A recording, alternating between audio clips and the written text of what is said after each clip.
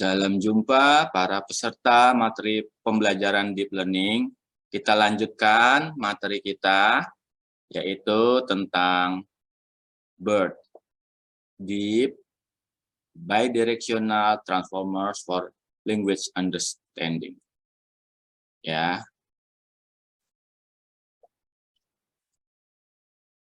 Para peserta, BERT merupakan singkatan dari Bidirectional Encoder Representation from Transformers. Ya, tidak seperti teknik lainnya yang menganalisa kalimat dari kiri ke kanan atau kanan ke kiri. BERT melakukannya dalam dua arah menggunakan transformer encoder. Ya, tujuannya adalah untuk membuat language model yang lebih baik. BERT merupakan library open source dibuat pada tahun 2018 di Google yang dapat digunakan untuk summarization, question answering, dan lainnya. BERT terbukti sangat baik dan saat ini menjadi metode yang umum digunakan untuk tugas-tugas NLP yang kompleks. Kalau kita baca paper Fast-Money, BERT berbasiskan arsitektur transformer yang dilatih untuk belajar representasi language. Ya, sebagai contoh, the woman went to the store and bought a bla bla bla of shoes. Tentu sebuah model language akan melengkapi kalimat ini dengan kata chart dengan kemungkinan 20% atau kata pair dengan kemungkinan 80%. Ya. Pada BERT, language model dilatih secara bidireksional, maksudnya akan memiliki konteks bahasa yang lebih dalam dibandingkan dengan single direction language model. Ya, di samping prediksi kata berikutnya secara sequence, BERT juga menggunakan teknik baru bernama mask-LM.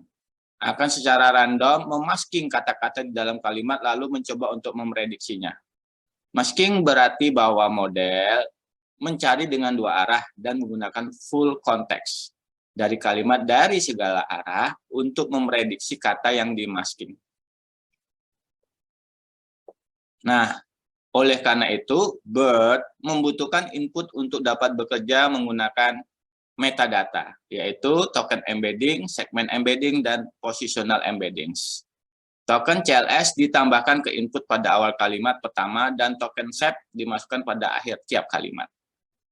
Pada segmen embedding, sebuah marker menandakan kalimat A atau B digunakan. Sedangkan positional embeddings ditambahkan ke tiap token untuk mengindikasikan posisi pada kalimat. Sehingga dapat digambarkan seperti ini. Dengan input kalimat my dog is cute, bla bla bla, nanti bisa diketahui apa kata-kata yang tepat untuk mengisi kekosongan kata. Silakan dibaca tutorialnya dengan lebih lengkap pada link yang diberikan. Training pada BERT. BERT dilatih dengan tujuan token dari input sequence dimasking dan model belajar untuk prediksi kata-kata ini. Ya, istilahnya mask language model. Dua kalimat diumpankan sebagai input dan model dilatih untuk prediksi jika sebuah kalimat mengikuti kata lain atau tidak, atau istilahnya next sentence prediction, NSP. Jadi, kita memberikan BERT dengan dua kalimat yang dimasking, dan kita akan memperoleh prediksi apakah mereka subsequent atau tidak, dan kalimat-kalimat tanpa kata yang dimasking. Begitu ya. Paham ya?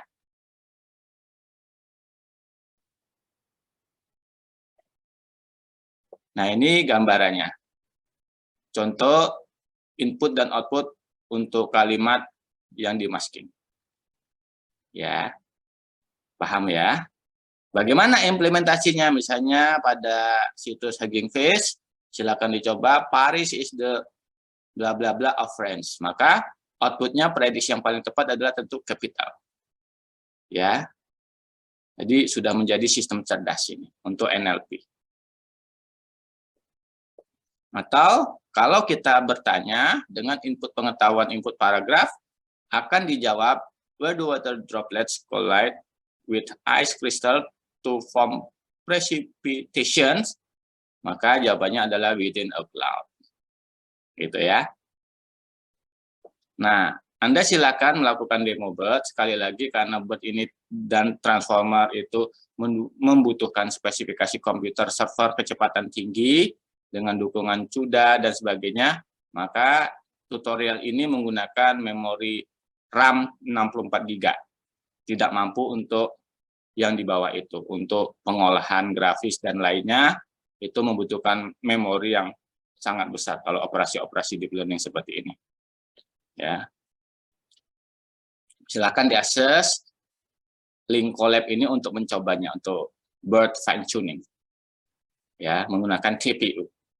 Apa itu TPU? Ya, Tensor Processing Unit. Ya.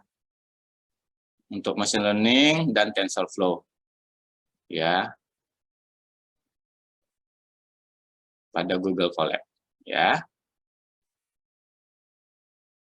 Jadi demo Colab ini mendemonstrasikan ya fine tune sentence and sentence pair classification task, ya. Bisa dicoba, tapi tentu butuh spesifikasi tadi yang tinggi hardware-nya. Ya, ini catatan pentingnya, dengan GPU sekitar 16 GB mungkin kurang ya.